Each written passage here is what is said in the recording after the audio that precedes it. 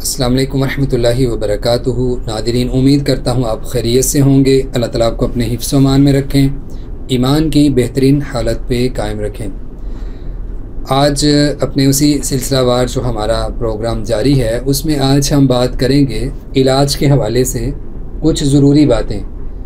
आम तौर पे जादू का इलाज या नज़र-ए-बादी या जितने भी स्पिरिचुअल इश्यूज़ होते हैं जिस पे हम बात करते हैं, तो उसके इलाज के हवाले से तो मतलब जो पढ़ाई और वजीफ़े होते हैं उन पे बहुत ज़्यादा फोकस किया जाता है, लेकिन अक्सर लोग इलाज के लिए क्या ज़रूरी बातें हैं उसका ध्यान नहीं रखते कि हमें अगर अपना इलाज करना है तो उसके लिए या घर के माहौल को किस तरह बनाना है, अपनी ज़ात को किस तरह करना है, इन चीज़ों का आम तौर पे ख्याल नहीं रखा जाता।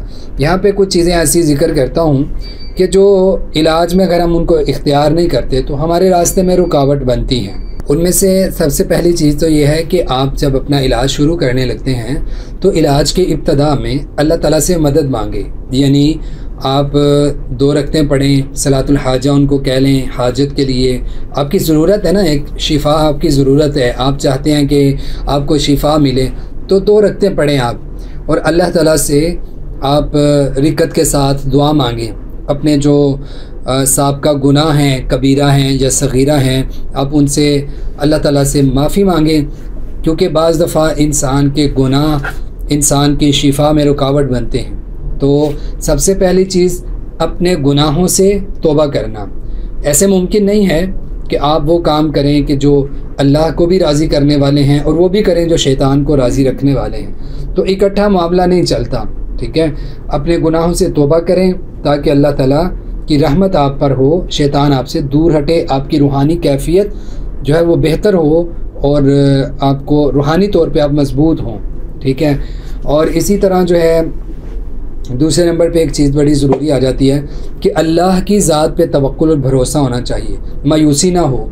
कैफियत ये ना हो कि मैंने पहले भी एक दफ़ा पढ़ा था, मुझे आराम नहीं आया। यानी हर दफ़ा आप अपने नफ्स की तजदीद करें, अपनी नीयत की तजदीद करें, अपने इरादे की तजदीद करें कि अल्लाह मुझे शिफा देगा और यकीनी अल्लाह मुझे ज़रूर शिफा देगा और वही शिफा देने वाला है। तो अल्लाह की ज़ात पर तवक्कुल। हत्ता के मुहद्दिसीन कहते हैं कि कुरान की आयात और मसनून जो दुआएं हैं उन पर भी ये यकीन रखना दुरुस्त नहीं कि इनकी वजह से शिफा मिली है, बल्कि इन आयात के अंदर, इन दुआओं के अंदर भी तासीर अल्लाह ताला की ज़ात ने रखी है कि पीछे बुनियाद, माखज़, मंबा अल्लाह ताला की ज़ात है। ठीक है, तो अल्लाह की ज़ात के साथ जुड़ना, उससे तवक्कुल रखना, भरोसा उस पर करना, ये ज़रूरी है। फिर इसी तरह अपने घर के माहौल को दुरुस्त बनाया जाए। घर के अंदर एक तरफ आप अल्लाह से मदद मांगते हैं, दूसरी तरफ शैतान को खुश करने वाली चीज़ें हों, तो ये भी बात नहीं बनती। मौसीकी घरों के अंदर हो, आलाते मौसीकी आम हैं और आप चाह रहे हैं कि आपको शिफा मिले, शैतानों के उतरने का, आने का बहुत बड़ा ज़रिया है। और एक तरफ शैतान आ रहे हैं घर के अंदर, दूसरी तरफ आप रहमान से मदद मांगते हैं। तो जितने मौसीकी के आलात हैं उनको आप ख़त्म करें। फिर इसी तरह घर के अंदर अगर किसी ने कोई तावीज़ पहनना है, गैर शरई तरीके हैं, गैर मसनून आमाल हैं, उनको फिलफौर ख़त्म कर दिया जाए। और इसके अलावा एक जो बहुत ज़रूरी बात है कि ख़वातीन हैं तो वो खुसूसन अपने पर्दे का लिहाज रखें। हमें इस बात पे यकीन आए या ना आए, लेकिन हदीस है, हमें उस पर यकीन होना चाहिए कि जो अल्लाह के रसूल सल्लल्लाहु अलैहि वसल्लम ने बयान किया वो सच है और उससे कता ताल्लुकी या कता नज़र करना ये इंसान के लिए बेहतर नहीं है, एक मोमिन के लिए बेहतर नहीं है। नबी सल्लल्लाहु अलैहि वसल्लम ने फरमाया, जिस घर में तस्वीर हो या कुत्ता हो, फरिश्ते उस घर में नहीं आते। हम घरों में तस्वीरें रखें, सजा सजा के लगा के रखें उनको, तो सारी बात है फिर फरिश्ते नहीं आएंगे, अल्लाह की मदद और नुसरत नहीं आएगी। और औरतों का पर्दे का एहतमाम करना, खुशबू लगा के अगर घर से बाहर निकलती हैं तो फरमाया शैतान उसको ताकता है, शैतान उनको तंग करता है, लोगों की नज़रों का मरकज़ बनती हैं और उस गुनाह की वजह से हो सकता है आपकी शिफा आपसे दूर हो जाए। तो हम लोग अक्सर ये समझते हैं कि हमारे असल मसला ये है कि हम लोग इस बात को मानने के लिए तैयार भी नहीं होते कि हम गुनाहगार हैं, हमसे गुनाह होते हैं। एक खातून मुझे कहने लगी कि मेरे तो कोई ज़्यादा गुनाह भी नहीं है, पता नहीं क्यों इतने सालों से मैं ठीक नहीं हो रही। बातों बातों में मैंने उनसे पूछा, मैंने कहा नमाज़ें फिर पूरी पढ़ती हैं आप? कहने लगी नहीं, नमाज़ें तो कभी एक कभी दो। तो मैंने क्या आप नमाज को छोड़ना गुनाह नहीं समझती? फ़र्ज़ है अल्लाह ताला की तरफ से और आप उसको छोड़ रही हैं, तो क्या ये कबीरा गुनाह में नहीं आता? फिर कहने लगी कि मैंने पर्दे का पूछा तो कहने लगी जब मैं घर से बाहर निकलती हूँ तो मैं अपने हेड को भी कवर नहीं करती, बाल मेरे नज़र आ रहे होते हैं। तो मैंने कहा क्या इसको आप गुनाह नहीं समझती? हर रोज़ आप घर से बाहर जाएं, हर रोज़ आपको गैर मर्द देखें, तो क्या ये गुनाह नहीं है? तो बाज़ दफ़ा हम किसी काम को, किसी गुनाह को मुसलसल करने की वजह से, उसके तसलसल की वजह से, हमेशा होने की वजह से उसको गुनाह ही नहीं समझते। आम आदत बन गई है घरों के अंदर म्यूज़िक चलना, लेकिन अब उस कसरत इस्तेमाल की वजह से हम नहीं समझते। बैठे दो चार, उधर से सेल्फी ली, उधर से तस्वीरें बनाई, बिला वजह अगर आप बना रहे हैं आपकी तस्वीर, आपकी वीडियो का कोई दीनी मकसद नहीं है तो आपके लिए गुनाह है। लेकिन कसरत है, ऐसी आदत है, सोर्सेज हैं, उनको इस्तेमाल करते हैं और हम गुनाह करते हैं और फिर कहते हैं हमारे गुनाह नहीं है। गुनाह इतना बड़ा जुर्म नहीं है जितना गुनाह का तहफ़्फ़ुज़ करना जुर्म है, या उसके लिए फिर दलाइल देना जितना बड़ा जुर्म है। ख़ता बनी आदम से, आदम की औलाद में से हर एक से होती हैं, तो इनको देखना बहुत ज़्यादा ज़रूरी है।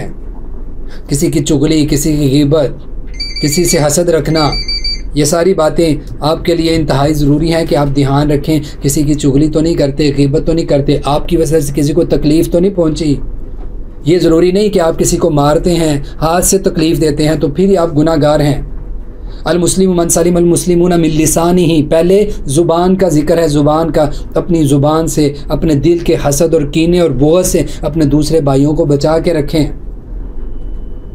तो ये गुनाह बाज़ दफ़ा सबब बनते हैं इंसान की शिफा में।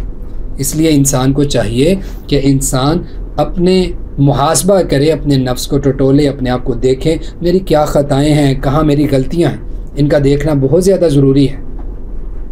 तो बहरहाल पर्दे का एहतमाम करना, अल्लाह पे तवक्कुल रखना, फिर इसी तरह इसके साथ साथ एक ये भी कि आप अपनी इस्तिताअत के मुताबिक सदका करें, खैरात करें, ताकि जो तंगियाँ, आजमाइशें, तकलीफ़ें आप पर आई हैं, सदक़े की बरकत से आपसे वो कम कर दी जाएँ या दूर कर दी जाएँ। और इसी तरह एक बहुत ज़रूरी अमर जिसकी तरफ आम तौर पे लोग ध्यान नहीं देते, वो क्या है कि आप देखें कि जो आपकी अर्निंग है, सोर्सेज क्या है उसके, आपकी कमाई हलाल की है या हराम की है, या घर के अफराद जिस पे डिपेंडेंट है वो फ़र्द जो है वो क्या करता है, कहाँ से लेके आता है।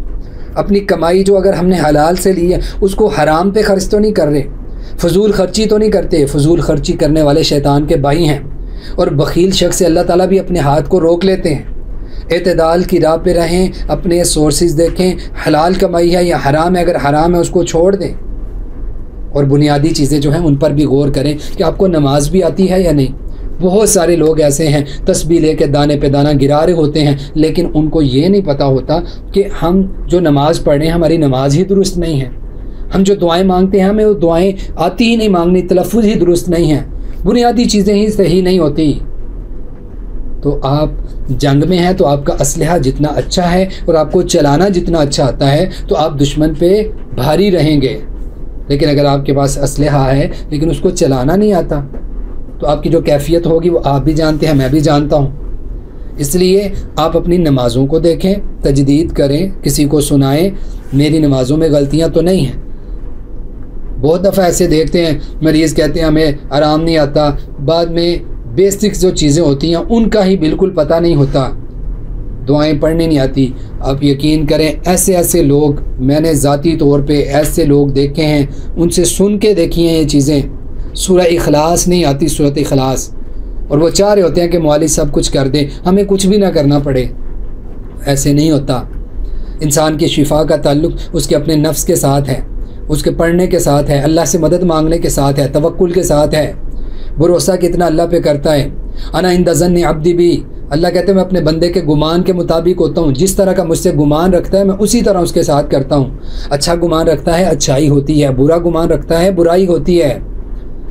तो आप पॉजिटिव रहें, अल्लाह की ज़ात पे भरोसा रखें, तो इंशाअल्लाह अल्लाह ताला आपकी मदद ज़रूर करेंगे। इन चीज़ों के बगैर आप अपना इलाज शुरू करें तो कोई फ़ायदा नहीं है। इनको ये बुनियाद हैं, इनका एहतमाम करना, फिर अल्लाह ताला से मदद मांगना। अपने इलाज के दौरान भी मुसलसल अल्लाह ताला से मदद मांगे। तहज्जुद में उठें, उस वक्त में अल्लाह ताला से दुआ मांगे। अल्लाह ताला ज़रूर आपको बरकत देंगे, शिफा देंगे।